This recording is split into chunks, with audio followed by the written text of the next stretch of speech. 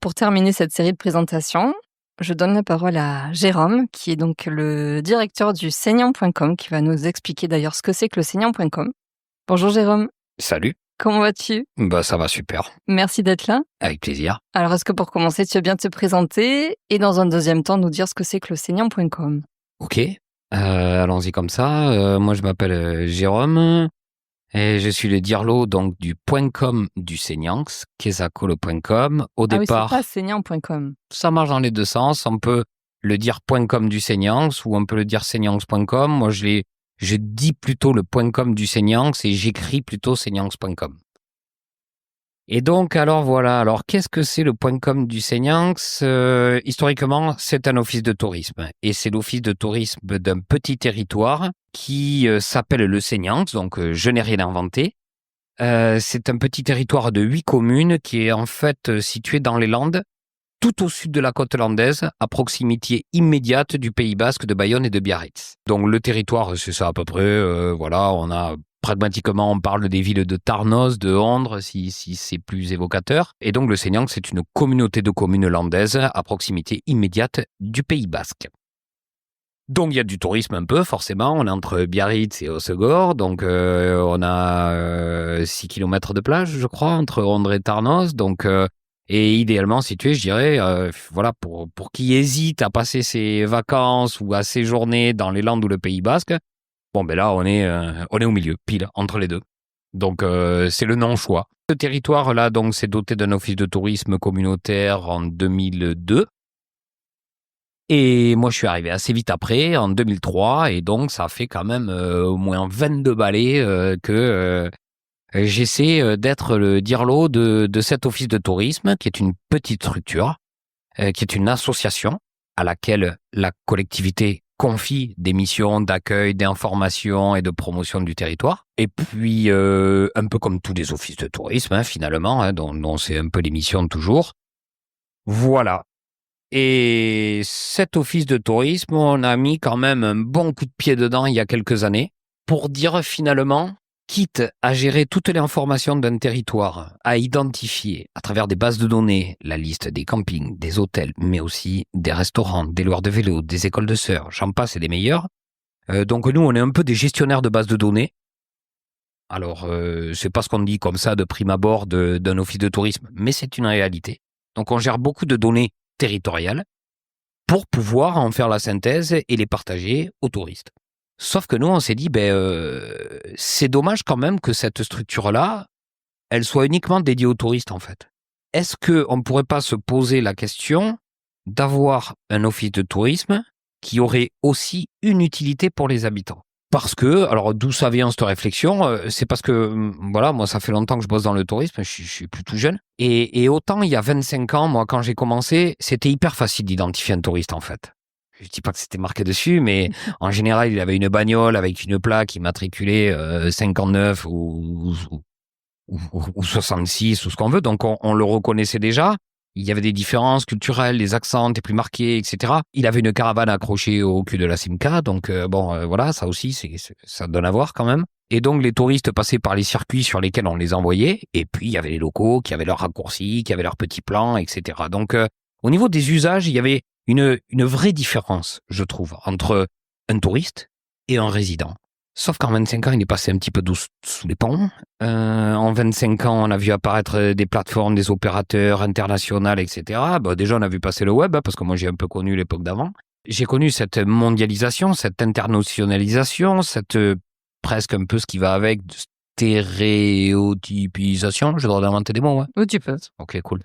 Si tu nous les Et expliques. finalement, je trouve qu'aujourd'hui, 25 ans plus tard, je trouve que les usages, finalement, ils sont pas si différents. Tout le monde a un téléphone. Même un habitant va aller se renseigner sur un restaurant, sur TripAdvisor, par exemple. De la même façon qu'un touriste, en fait. Donc, les usages se sont rapprochés, je dirais. Et aujourd'hui, c'est plus si évident de reconnaître le touriste de prime abord, parce qu'il n'a plus la caravane au cul, il y a des mobil-homes très confortables qui l'attendent désormais au camping, on voit plus les numéros sur les plaques, ne sont plus vraiment apparents, et même dans les usages et dans la façon de consommer, je trouve que la différence est de moins en moins marquée. Par exemple, moi, je trouve qu'il y a des touristes aujourd'hui qui viennent et qui me demandent, il n'y a pas un producteur par là où on peut aller s'acheter des tomates pour la semaine ou voilà, ils vont avoir des besoins finalement qui se rapprochent de ceux des habitants. Et en même temps, je trouve que les résidents, eux, à l'inverse, consomment de plus en plus le territoire plus qu'ils ne l'habitent finalement. Alors ça se traduit par des chiffres, hein. Ça veut dire un loueur de vélo à Rondres, par exemple, il fait 30% de chiffre d'affaires avec des habitants. Ça interpelle quand même. Des papis-mamies vont recevoir leurs petits-enfants et ils vont les amener au zoo, ils vont l'amener sur des sites touristiques, etc., qui, de base, étaient plutôt prévus pour les touristes finalement. Et donc, je trouve que dans les usages, dans la façon de se déplacer, alors après, la façon de se déplacer, parlons-en. Avant, on avait la route sur laquelle on envoyait tout le monde et nous, on avait nos petits raccourcis. Bon, Waze est arrivé, terminé, quoi. Les raccourcis du local, terminé. Donc, tout ça pour dire que c'est beaucoup plus facile aujourd'hui qu'il n'y a 20 ans de reconnaître un touriste, finalement. Et donc, partant de cette idée-là, on s'est dit, est-ce que ça vaut vraiment le coup d'entretenir cette idée qu'on a une structure qui ne s'adresse qu'aux touristes? Voilà un peu le point de départ de la réflexion de l'Office de tourisme du Seignanx il y a quelques années. Et donc, on s'est pris en main un petit peu et puis on a décidé. Nous, notre conseil d'administration, pas Jérôme tout seul, hein. Voilà, le personnel, nos partenaires, en premier lieu la communauté de communes hein, qui nous finance, tout ça. Et donc, on s'est dit, pourquoi pas porter ce projet d'une structure qui est toujours un office de tourisme, mais pas que. Par ailleurs, touriste, depuis en 25 ou 30 ans, c'est presque devenu une insulte. Du moins, si moi je te dis aujourd'hui que tu m'as l'air d'une touriste, je doute que tu le prennes positivement. Il y a quelque chose de péjoratif dans le touriste. Il y a le mec qui vient, qui se laisse porter, qui participe pas. Ça porte un peu toutes ces idées-là. Et nous, les offices de tourisme, il y a quand même un gros réseau en France. Il doit y avoir, 3000 offices de tourisme en France. Et donc, nous, on écrit en gros sur la porte Office de tourisme. Notre site internet, c'est seignanx-tourisme.com, biarritz-tourisme.com, bordeaux-tourisme.com. Et en fait, c'est comme si on invitait les gens à venir nous voir en les insultant moitié, quoi. Donc, quand je dis « les touristes, venez », personne ne s'identifie en premier lieu comme un touriste, y compris ceux qui le sont vraiment. Oui, moi, je suis touriste, mais ça fait 20 ans que je viens ici, ou j'ai ma cousine qui habite ici, ou j'étais à l'école ici quand j'étais gamin, etc. Donc, finalement, en creusant cette idée-là, on s'est dit, ok, on va un peu éluder, effacer, estomper le mot tourisme. Parce que finalement, c'est plus un répulsif qu'un aimant, finalement. Et donc, on a été au bout de l'idée. Donc, c'est-à-dire que aujourd'hui, là, moi, quand je me présente, c'est Jérôme du .com du Seignanx. C'est pas Jérôme de l'Office de tourisme du Seignanx. Et ça ne me fait absolument pas renier le fait qu'on ait un office de tourisme. Mais pas que. Donc, une fois qu'on a perçu que ça, c'était une bonne idée, que le concept était intéressant, et puis il est pas, comment on dit, fractionnant, il est pas, je fais que d'inventer des mots aujourd'hui, c'est super. Il est pas, c'est pas une présentation en vis-à-vis. Et moi, elle me gêne, cette représentation touristes versus locaux. Elle me gêne parce qu'il n'y a pas de locaux 100%, il n'y a pas de touristes 100%. Donc, moi, cette vision en vis-à-vis, elle me saoule un peu.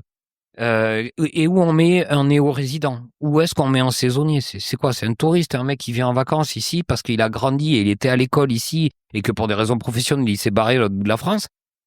C'est pas complètement un touriste, c'est pas complètement un local. Donc, il y a quand même tout un monde entre le touriste et le local. Donc, voilà. Et on a décidé, nous, de s'adresser plutôt à ces personnes-là et d'être plutôt consensuels et de pas présenter ça en vis-à-vis. Du coup, on a été un peu au bout de l'idée, c'est-à-dire qu'on a changé notre nom. Donc, de Office de tourisme du Seignanx, on est passé à .com du Seignanx, ce qui est plutôt inclusif. Et même notre site internet, qui était seignanx-tourisme.com, comme le veut l'usage un peu des offices de tourisme en France, nous, on a viré le .tourisme. Vous avez changé de nom de domaine? Oui, on a changé de nom de domaine, on a changé de nom sur nos statuts même. C'était Office de tourisme du Seignanx. Aujourd'hui, c'est le .com du Seignanx. Donc, on a été quand même au bout de l'idée. Parce que ça, c'est pareil, soit on y va pas, mais on fait pas le chemin à moitié, quoi. Et voilà. Et surtout, Parce que c'est bien beau d'afficher tout ça, mais vous inquiétez pas que je suis parfaitement lucide sur le fait qu'il y a encore énormément de personnes qui nous identifient comme l'Office de tourisme du Seine-Yanx. C'est pas bien grave. On en a même qui nous parlent encore de syndicat d'initiative du Seine-Yanx, voyez-vous. Donc ça risque de prendre un peu de temps avec pour que les gens l'identifient véritablement comme du Seine-Yanx.com. Mais bon, on a le temps, hein, voilà. Voilà un petit peu pour présenter un peu l'idée. Alors, c'est bien beau d'avoir des idées, mais après, on traduit ça comment, quoi? Eh bien, nous, on a décidé qu'on allait articuler notre nouvelle stratégie autour de 3 points. Le premier, c'est la billetterie. Parce qu'avant, quand on était un office de tourisme, voire un syndicat d'initiative, on pouvait acheter des billets à l'office de tourisme. Mais c'était les billets des parties de pelote basque, ou des courses de vaches landaises, ou de tout ce qui était un petit peu traditionnel et folklorique. Mais par contre, quand on voulait acheter une place pour le concert qui a lieu en février, qui est programmé dans la salle de Hondre, dans le cadre de la programmation culturelle de la ville à une période où il n'y a pas de touristes, mais on ne faisait pas la billetterie. Donc ça a changé. On s'est vraiment emparé, on a pris la main sur la billetterie et aujourd'hui, on vend un spectacle qui a lieu dans le Seine-Yanx, que ce soit à Tarnos, à Hondre, à Saint-Martin ou quoi que ce soit. On vend le festival Festimé et on vend non pas les animations touristiques, mais le programme culturel. Oui, la vie culturelle du territoire. La vie culturelle du territoire. Donc, bon, alors ça veut dire qu'on apprend à le faire. Évidemment, on vend les tickets au guichet, en cap à cap, mais on vend aussi avec une billetterie en ligne, etc. Donc, ça aussi, quitte à le faire, autant le faire bien. Donc déjà, on a ce premier outil là qui est la billetterie et qui, en fait, et qui donne une raison aux habitants de venir au .com, alors que ce ne sont pas des touristes, qu'on est hors saison, etc. Donc ça nous met, nous, un petit peu plus en prise avec la population, avec les habitants, et ça, c'était notre souhait. Donc voilà, moi, pour donner un chiffre, voilà, il y a 5 ans, on avait 65% de touristes et 35% de résidents qui fréquentaient l'office. Aujourd'hui, on a un petit peu plus d'habitants que de touristes quand on lisse et quand on fait le calcul sur l'année. Donc ça nous plaît bien. Paris gagné. Ouais, Paris gagné, ouais. D'ailleurs, on le prend presque un petit peu dans la face parce que sur des périodes comme ça où le tourisme démarre, les habitants ne cessent pas de venir nous voir. Donc pour nous, ça a modifié un petit peu la structure des flux de fréquentation, etc. Voilà, donc la billetterie, disais-je. Ensuite, le deuxième axe fort sur lequel sur lequel on s'est vraiment envoyé, c'est la cartographie. Qu'est-ce que ça a à voir, me direz-vous? Bon, mais la cartographie, jusque-là, on confiait notre cartographie, on prenait un widget de Google Maps et on le foutait dans notre site internet et puis on envoyait les gens sur Google Maps. Sauf que moi, Google Maps, un peu, ça m'a saoulé à un moment parce que c'est la représentation tronquée du territoire, hein, puisque, bon, pour bien figurer sur Google, c'est pas dur, il suffit de payer. Donc, quand on consulte une carte Google de notre territoire, eh bien, on va voir McDo, KFC, tous ces gros opérateurs qui ont du pognon et qui ont du pognon pour se référencer et pour se donner de la visibilité. Et à côté de ça, on va avoir un petit resto modeste où le mec, il se casse en 4 pour travailler avec des produits locaux, etc. Mais lui, il fout pas des ronds sur Google. Et donc, on l'écrase, en fait. Et donc, cette représentation cartographique du territoire by Google, bah, au bout d'un moment, ça nous a emmerdé quand même. Et donc, on a trouvé une alternative. Et donc, on a viré toutes les cartes de Google Maps. Et donc, on s'est intéressé à des alternatives. Et il en existe une qui s'appelle OpenStreetMap. Rassurez-vous, je vais pas rentrer trop dans les détails, mais OpenStreetMap qui est à la carte ce que Wikipédia est à la connaissance, en fait. C'est-à-dire n'importe qui peut, s'il a une information sur ce territoire-là, moi, je sais qu'il y a un point d'eau, une aire de jeu enfant, un parking vélo, un arbre remarquable. Bon, j'arrête là parce que la liste était infinie. Mais donc, en tout cas, cet outil nous a permis finalement de reprendre la main sur nos cartes et de faire des représentations cartographiques telles que nous avons envie de montrer, nous, le territoire. Google, il va pas mettre les toilettes. Google, il va pas mettre le Citystad. Il en a rien à cirer. Il va pas vendre de la pub. Donc, c'est pas ça qui va donner à voir. Or, les équipements publics, moi, je trouve que sur Google, ils sont quand même pas très bien représentés, pas très bien valorisés en tout cas. Donc, le fait de switcher complet et de basculer sur cette carte-là qui nécessite du travail, ça se fait pas tout seul, etc. Mais au moins, c'est notre carte et c'est la nôtre. J'ai vu qu'elle était en format papier. Alors, elle est en Je me format suis d'ailleurs papier, posé la question tout à l'heure de bien ce que sûr. c'était, effectivement. Elle est en format papier, mais surtout, elle a son pendant sur notre site web. Et donc, on a une carte, franchement, qui est plus à jour que Google Maps. En général, les gens, ils se marquent quand je dis ça, mais c'est une réalité. Puisque nous, on entretient les données sur cette carte-là. Non seulement nous, on met à jour cette carte-là, mais surtout, on ne travaille pas tout seul là-dessus. On a des partenaires. Le Sitcom, le syndicat de collecte des ordures ménagères, nous fournit la liste des pointeries géolocalisées. On les identifie. On peut mettre des graphes. On peut mettre des bornes de recharge électrique. Et on peut mettre des restaurants, même s'ils sont petits, même s'ils n'ont pas des ronds pour se payer, pour se représenter sur Google. Sinon, on les met sur la carte. Ils sont visibles au même titre que McDo. Voire peut-être même plus. Donc cette cartographie, qui a le mérite d'être participative, qui est ouverte, nous permet de travailler notre cartographie de façon collective. Et donc, si par exemple aujourd'hui, moi j'ai un jeune qui arrive ici, qui est passionné de graphes et qui veut montrer où sont les graphes dans le Seignanx, il le peut. Et on va jouer avec ça. Donc, on invite les habitants, voire même les touristes, à jouer le jeu de contribuer, d'alimenter la carte de notre territoire. Donc, c'est collectif, c'est trop génial. Et en plus, on a repris la main sur nos cartes. Donc, cet outil de cartographie, qui n'est pas simplement une carte, mais un outil de travail collectif, avec des collectivités, avec des partenaires privés, avec des indépendants, avec des personnes, comme on dit, des tout seuls, quoi, des individuels. Voilà, ça nous permet vraiment de travailler à un échelon de territoire. Et ça, c'est vraiment top, quoi. Et d'autant que le produit final, il est tout aussi pertinent pour le touriste, au final, que Google Maps. Eh bien, j'irai voir parce que je le découvre, figure-toi. Eh ben voilà, donc ça mérite d'aller voir. Donc c'est en sous-domaine de notre Seignanx.com. Quand on est sur Seignanx.com, on valorise assez vite sur notre page d'accueil, etc. notre carte qui est en sous-domaine carte.seignanx.com. Ça, c'est pour le deuxième outil. Donc je vais vite enchaîner sur le troisième parce qu'on va pas y passer la nuit. Dommage. C'est hyper instructif, donc oui, ça mériterait un épisode Et le beaucoup troisième plus long. outil, alors là c'est encore autre chose. C'est-à-dire que moi, de par mes autres petites activités, mes autres centres d'intérêt, en 2015, j'ai découvert les tiers-lieux. Je ne savais pas ce que c'était qu'un tiers-lieu. Et en fait, on s'est aperçu, en creusant le sujet, que un tiers-lieu, en général, c'est un espace ouvert à tout le monde, qui accueillait du public, qui amenait en service à ses visiteurs, etc. Et que finalement, l'idée n'était pas si éloignée que ça d'un office de tourisme. Le côté institutionnel en moins, bien sûr. Et donc, le tiers-lieu, c'est quoi? Ce sont des gens qui se mettent en commun pour répondre à un besoin. Si bien qu'on va avoir, par exemple, des tiers-lieux nourriciers. Donc ça, c'est des gens qui se démerdent à récupérer un morceau de terrain. Il y en a un qui l'amène, ou il récupère un truc en friche, etc. Et là, ils vont partager l'achat des outils, partager le temps de travail qui va pour faire pousser, pour maraîcher. Et donc, il y a des tiers-lieux nourriciers, mais il y a des tiers-lieux qui sont un peu des Fab Labs où les gens se retrouvent où ils font un achat commun d'outils pour répondre à des besoins qu'ils auraient. Voilà. Et puis, il y a le tiers-lieu tel qu'on l'a un petit peu plus dans la tête peut-être, qui sont un peu des espaces de coworking, où n'importe qui peut venir et facilement travailler, se réunir, etc.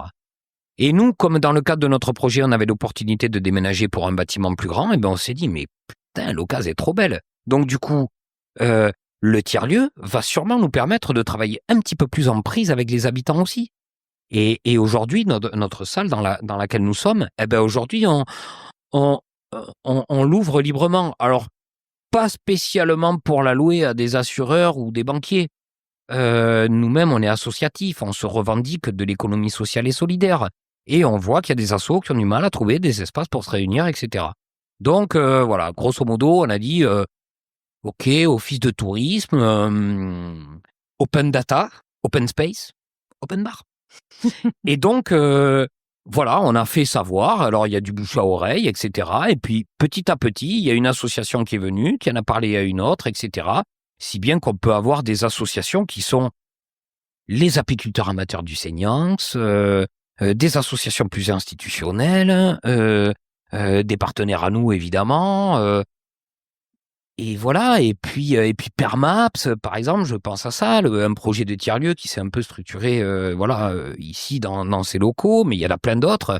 Et puis un jour, donc Sylvain est venu, nous on monte un festival, OK, un festival des possibles, on n'a pas de salle pour se réunir. Et voilà, il y a là. eh bien, ça sera ici. Voilà. Alors, juste une petite réserve, hein. Pas de politique partisane, je veux dire. Pas de religion. Ce qui me paraît être un minimum quand il s'agit d'associations. Et donc, voilà. Donc, ce tiers-lieu qui nous permet d'être en prise beaucoup avec les associations et les forces vives du territoire. Évidemment que la collectivité, les mairies du Seignax, la communauté de communes, si elle a besoin d'une salle pour se réunir, et évidemment qu'elle va venir se réunir ici. Voilà, donc ça. Et à chaque fois, chaque rencontre, chaque personne qui vient utiliser cette salle renforce notre lien avec le territoire. Tantôt une collectivité, tantôt une institution, tantôt une association. Et du coup, on est vachement plus en prise, me semble-t-il, avec le territoire. Et du coup, on est passé d'un office de tourisme qui est censé s'adresser aux touristes et que aux touristes à un point .com qui était un lieu un petit peu plus de vie et dans lequel on peut construire ensemble à condition d'en avoir quelque chose à foutre du collectif. Voilà, grosso modo, si j'ai pas été trop long, comment on pourrait résumer le truc. Et qu'est-ce qui vous a fait nous accueillir ici? Effectivement, c'est aussi parce qu'on a pu être accueillis ici toutes les semaines, nous réunir toutes les semaines, qu'on a pu bosser sur notre projet et que le festival a vu le jour aussi. Parce que déjà, on avait Sylvain. Ça a été un peu le Alors contact. Sylvain, donc on a entendu tout à l'heure de la coopérative Coessence, donc qui est aussi membre du collectif organisateur. Alors Sylvain, je l'ai kiffé d'entrée, au premier contact. Parce que quand il est rentré dans le point .com, la première question qu'il a posée, c'est bien ici le tiers-lieu? Voilà. Alors bon, les gens nous identifient quand même encore beaucoup comme un office de tourisme. Donc j'ai trop kiffé qu'une personne qui cherchait un tiers-lieu nous a trouvé, nous a identifié comme tel et est venue à notre rencontre. Donc déjà, il a marqué des points presque malgré lui, graves dès le début. Et puis j'ai compris que c'était quelqu'un qui avait l'habitude de travailler dans des collectifs, alors néo-résident pour le coup. Alors là, il coche aussi cette case. C'est-à-dire, c'est ni un habitant ni un touriste. Voilà, c'est fait partie de cette grande sphère de l'entre-deux, quoi. Et du coup, voilà, donc j'ai vite compris que déjà il bossait, parce que d'abord il est venu bosser avec Amy. Donc ils ont utilisé le tiers-lieu pour venir travailler, parce que forcément, quand ils sont arrivés, les connexions, web, tout ça, machin, la box en attente, etc. Donc voilà, donc j'ai vite compris que déjà c'était quelqu'un qui avait l'habitude de porter les collectifs, qui nous avait identifiés, donc avait bien compris ce qu'on était, et qui en plus venait bosser, quoi. Il venait pas siroter des cafés ou de l'Armagnac, quoi. Donc voilà. Et puis c'était intéressant parce que lui-même avait travaillé dans les réseaux tiers-lieux en Rhône-Alpes, si je ne me trompe pas. Et puis voilà. Et puis donc on a discuté beaucoup de ça. Et puis par la force des choses, lui m'a parlé de ce festival dans lequel il s'était embarqué et qu'il y avait un besoin de salle pour se retrouver, mais qui est très partagé par de nombreuses associations. Hein. Voilà, c'est pas de la politique partisane, c'est pas de la religion. Ok, On y voilà, va. bien. Donc merci. De rien, avec plaisir. Merci à vous de venir donner de la vie, du travail dans ce local-là, parce qu'il a été pensé pour ça. Si on revient un petit peu aussi à l'objet même du festival, quel est ton rapport, toi, à la nature, à l'environnement? Alors déjà, je voudrais absolument pas me présenter comme un écolo, comme un puriste, etc. Voilà, les étiquettes. Moi, je vais pas m'auto-étiqueter, quoi, tu vois. Ceci étant, quand même, nous, le Seignax, qui est un territoire, nous, on est en tant qu'office de tourisme, hein, donc déjà depuis longtemps, nous, on est censé aussi promouvoir le territoire, lui donner une représentation. Et donc, on essaie de le décrire aux gens le plus fidèlement possible. Et il se trouve que le Seignax, quand même, c'est vraiment un territoire particulier qui assume complètement et qui soutient l'économie sociale et solidaire. Donc, on aurait un office de tourisme d'Américains avec des poignées en or que j'aurais pas l'impression de faire bien mon boulot. C'est normal que l'office il représente le territoire tel qu'il est. Et en fait, il est comme ça, le territoire. Il y a une très forte tradition communiste sur le territoire. C'est de par son histoire, tout s'explique. Hein. C'est pas juste des mecs qui ont embarqué tout le monde. Hein. Mais l'histoire du territoire, voilà, en fait un territoire quand même qui a connu des coups durs et donc qui a eu besoin de se réinventer à des moments, notamment après de graves crises de l'énergie. Il y a des usines dans le Seignax, en fait. Il y a un complexe sidérurgique. Donc voilà, bon, quand tout ça s'est cassé la gueule dans les années 70, voilà. Donc le territoire a eu des heurts comme ça dans son histoire et il a dû se réinventer. Et aujourd'hui, le territoire, il accueille le pôle territorial d'économie solidaire sud-aquitain. Il a cet ADN. Et en plus, c'est un territoire qui est très riche au niveau environnement. Donc, quand on veut le montrer et en parler, c'est bien de renseigner un peu, de le comprendre mieux, etc. Et nous, l'Office de tourisme, assez vite, on s'est engagé sur des écolabels, par exemple. On a eu à cœur de montrer et de prouver que ce territoire-là, les plages, elles sont un peu moins aménagées qu'ailleurs, et on a les Barthes derrière, et on a un patrimoine naturel de ouf, parce que c'est une transition entre les Landes et le Pays Basque, qui sont deux territoires très différents. Et donc, sur un petit territoire, il y a vraiment une richesse. Donc, on a eu besoin de le montrer, de le prouver même. Donc, déjà, en 2010, on a encouragé les campings à l'écolabel, etc. Voilà. Et puis, voilà. Et toi, plus personnellement, peut-être? Et moi, plus personnellement, voilà, moi j'essaie de bouffer de saison, j'essaie d'être. Je considère que mon petit budget, parce que je suis pas blindé, mais en fait, mon petit budget, moi, je considère quand même que c'est mon moyen d'action. Et mon pognon, j'ai pas envie de le filer à Google, j'ai pas envie de le filer à des gens qui beurrent sur le dos des maraîchers ou des producteurs, etc. Donc, moi, c'est mon arme, en fait. Mon petit budget, c'est mon arme, et il est hors de question que je file mes 3 ronds à des gens dont je partagerai pas les valeurs. Donc, il y a cet aspect-là. Et je conclurai avec un dernier point sur le coup, parce qu'en détricotant tout ça, nous, il y a quelque chose qui nous a vraiment sauté aux yeux il y a quelques années. C'est les usages du numérique. On se rend pas forcément bien compte, c'est pas de la magie, le numérique. Nos téléphones, c'est crade. Les écrans, c'est crade. L'IA, c'est crade. Le vol de données opéré aujourd'hui par les grosses plateformes américaines, c'est crade. Tout ça, c'est crade. Et nous, on en a pris un petit peu conscience de ça. Et du coup, on essayait de nourrir là encore des alternatives. L'open data plutôt que Google Maps, mais peut-être aussi Linux plutôt que Windows, et ainsi de suite, quoi. Et du matériel reconditionné, vite, les logiciels libres plutôt que ces apps qui sont des capteurs de données, des voleurs de données, n'ayons pas peur des mots. Donc, moi, ce sujet-là me parle tout particulièrement, et j'essaie de bousculer mes usages. C'est très difficile, mais je crois qu'il n'y a pas le choix. Un dernier mot pour alors, tu as déjà conclu, mais est-ce que tu as quelque chose d'autre à ajouter pour qu'on termine toute cette série donc de présentations de nos partenaires principaux, sans qui le festival ne verrait pas le jour, et sans tous les autres, bien évidemment? Bah moi, j'ai envie de vous souhaiter déjà une réussite pour ce festival, parce que je connais un peu les endroits où ça va se tenir, je connais un petit peu des gens qui tiendront des stands là-dessus. Je pense à Olivier sur l'énergie citoyenne, etc. Donc on connaît quand même quelques opérateurs qui vont porter des messages. Et donc, je vous souhaite de réussir quelque chose de très difficile, c'est de convaincre des gens qui ne le sont pas complètement. Parce que moi, dans mon entourage, voilà, on fréquente des gens avec qui on se ressemble. Donc, moi, dans mon entourage, voilà, les gens un peu autour de moi, je trouve qu'ils essaient de faire des efforts, etc. Et c'est en tout cas des gens qui agissent un peu en conscience. Mais ce qui est difficile, c'est des gens, parce qu'on ne leur a pas expliqué, parce qu'on n'a pas été assez pédagogue, etc. Et qui s'imaginent qu'en laissant tout partir à volo, on va tous monter dans des fusées et qu'on ira sur une autre planète, quoi.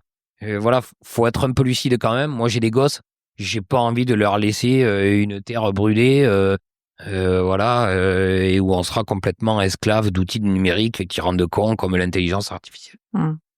Peut-être petite précision, on ne cherche pas à convaincre.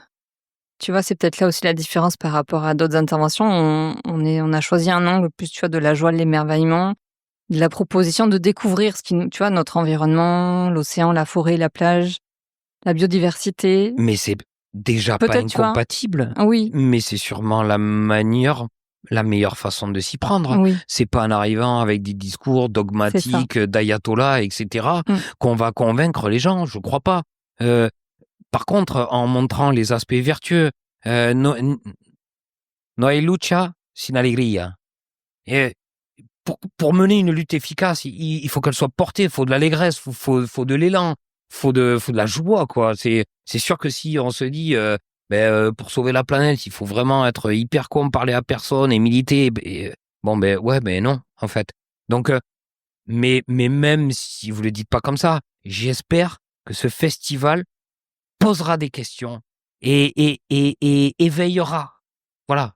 On espère que ce soit le début de quelque chose et pas la finalité, en tout cas. Ça, c'est sûr. Complètement. Donc, avec vous.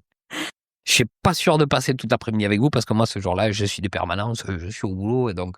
Et oui, parce que vous êtes ouvert du lundi au dimanche. tous les Là, jours. on attaque des périodes un peu quand même où là, on va parler plus aux touristes qu'aux habitants sur les 2 prochains mois. Mais voilà. Tu seras le bienvenu, même si c'est un petit moment. Merci Jérôme. Avec plaisir. Merci.